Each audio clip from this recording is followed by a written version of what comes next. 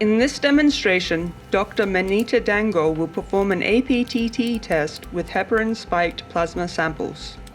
Firstly, 50 microliters of patient plasma is aliquoted into cuvettes 1 through 4. Then incubated for 2 minutes. Next, pre-warmed APTT reagent is added for the contact activation stage. 50 microliters is measured into each cuvette.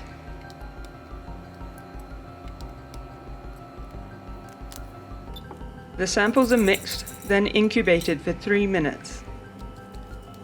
For the recalcification stage, we are using regular calcium chloride solution in cuvettes 1 and 2.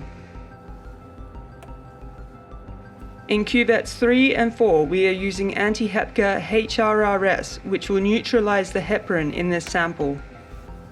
The measurement of the plasma's clotting time starts with the addition of 50 microliters of the recalcifying solutions.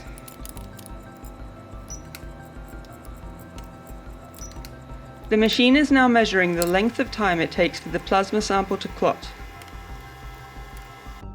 Here are the results. Due to the presence of heparin in this sample, cuvettes 1 and 2 show a prolonged clotting time, while in cuvettes 3 and 4 the heparin has been neutralized by Antihepca HRRS, returning the clotting time to an average level. For more information about Antihepca HRRS, please visit hematex.com.